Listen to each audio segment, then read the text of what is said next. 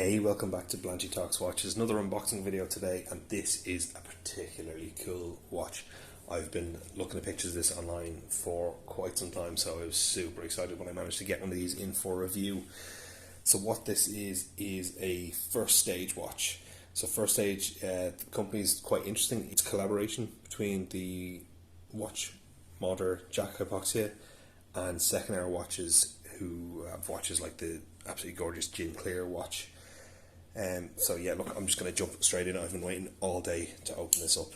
The probably the worst part about doing these YouTube videos is getting one of this, something like this, delivered in the morning and having it sit on my desk until 9:30 at night, looking at me, teasing me when I can't open it, because I know you guys love seeing first impressions, so I don't want to waste the opportunity, so get straight into it now. Okay, so this has come all the way from Australia, and it came very quickly as well. It was only, I think, 4 or 5 days, which was incredible.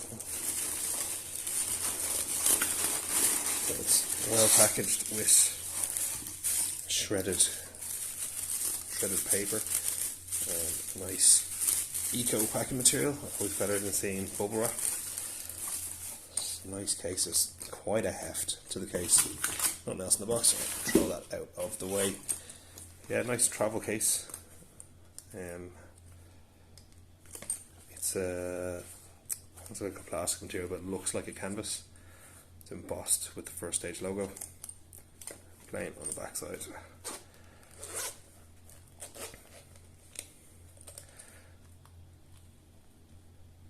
There we have it. This is beautiful. So the case is single watch and space for probably 2 extra straps over there. Just held in with an elastic there. This, wow, there's some weight to that watch. This is the first stage Shoal Deep with the kelp green dial. And I'm actually taken aback by how hefty it is. I wasn't expecting that. Yeah, first impressions, it's quite nice. That dial, look at the depth of the embossing in that dial, that's beautiful. And so obviously Shoal Deep, and you've got a shoal of sharks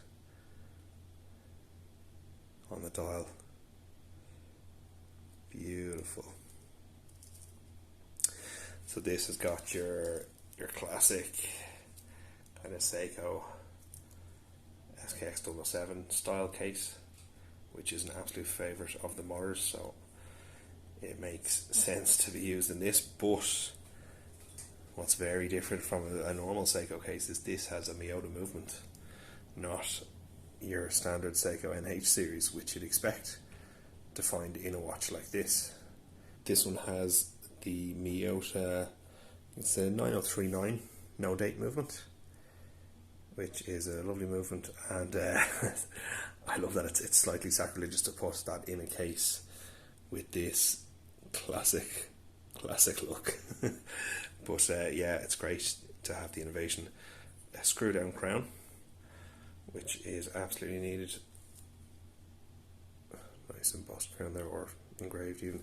The screw down crown is absolutely needed for the 300 meters of water resistance you get with this watch. So it is a proper dive watch. Side profile, quite nice. It's polished on top, or sorry, brushed on top but polished on the sides. You can see this is a review sample that has been worn quite a lot, so it's not perfect. You can see this is very nice. You'd polish that out, no problem. I might even go polish it myself before I do the full review. The bezel then, let's see, 120 click. Feels quite nice. Interesting cut in the bezel. I haven't come across one like that. It looks nice, but it feels quite different in the hand, which, I mean, it's strange to say that, but I do test a lot of bezels, and like it feels almost like it's sticking to your fingers because the grip is so good on it, which is, it's nice. Like it's not gonna accidentally turn, but it's quite easy when you want. Does it line up perfectly? Let's zoom in and see. Yeah, there it goes. Lines up absolutely perfectly, which is not something you can say about a Seiko watch. I zoom in on the dial, that is gorgeous. This is available in a range of different colours. There's the black, the kelp green, there's a blue, the case as well. You can get DLC case in black. I was very happy to get the kelp green. I think the blue would be my choice. The blue is gorgeous. It's that kind of baby blue that's very popular at the minute, and I think buying one, I'd go for that one myself. Kelp green is quite nice. It's quite understated. If I can focus on it, it's quite understated. Okay, so let's see how this looks on the wrist. So for reference, my wrist is 7¼ inches. Well, you should know that because you've been watching all my videos, because you're subscribed. Just here, make sure you're subscribed. So I'll throw it on there. I think I'm going to have to add some links into this. Nice milled clasp. Oh, actually not, it is very slightly tight, but I should be able to adjust that on the micro adjustments. Oh, that's lovely. Engraved buckle as well. Oh, that's nice. It looks like quite a standard clasp, but there's no rattle there, there's no movement. That's a real bugbear of mine, having this part. Sometimes it's a bit jiggly, even when it's open. Very little play, but once it's clicked in, rock solid. But there we have it on the wrist. That is just perfection. I think it's 42.5mm, so it's kind of my sweet spot. Yeah, no, that's gorgeous. Obviously got the red accent there from the 0 to the 15.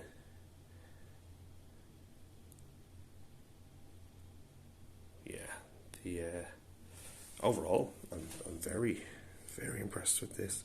Not normally a fan of a beads of rice style bracelet, but this does look quite nice, and I like how they've done this here. Just it feels very solid and looks very solid, but then when you're looking straight on, it looks like it's all the one piece. As you can see how it slots in here. I think I'll need a slight adjustment on it, but that is absolutely no problem when you've got bucket loads of micro adjustments available. And it did come with a couple extra links and also a kind of a waffle style strap. I'm not a huge fan of silicone straps personally. I mean, I like the look of them, I just never tend to keep them on a watch. If I have a bracelet, I tend to put on the bracelet, but that does look quite nice on that strap. I think this would wear quite well on a range of different straps. I'll try on a few different ones in my full review, but for now I'm definitely keeping on the bracelet once I have loosened it up a little bit. Yeah, so there we have it. This is launching on Kickstarter. I believe it is on the 21st or 22nd of April, which will be a week after this unboxing video, so I'll make sure I get the review up on the day it is launched, because I want to make sure everyone hears my views before they do or don't put it. Yeah, very impressed with this. Thanks to First Stage and Second Hour for sending this out to me for review. I don't get to keep it, unfortunately. This will be living on my wrist for the next couple of weeks. This video will go out in a week, so I'll have about 2 weeks before I need to get my actual review out to you guys. So I'll give you a full breakdown on what I think of it, and I have other Seiko watches of a similar style and other brands that I can kind of give a comparison to see how it feels quality wise. But first impressions are very good. The heft of it is something I wasn't expecting. It just feels so solid, and like, how many watches can you shake like that? And there's nothing, like, there's no noise at all. it's so solid. It feels so well built. From my very quick assessment of it, it feels quite robust and solid, but we'll see how that holds up. I wouldn't expect my opinion to change on that, because generally if there's any issues you can pick them up straight away. So yeah, look, I'm going to wear it for a couple of weeks, see how I get on with it, and then I'll give you guys the full review. I'll put the link to first stage down in the description, and if the Kickstarter link is up, I'll put it up there as well. Yeah, so thanks very much for watching. Do make sure you subscribe so you catch my full review, and I'll catch you in the next one. Cheers.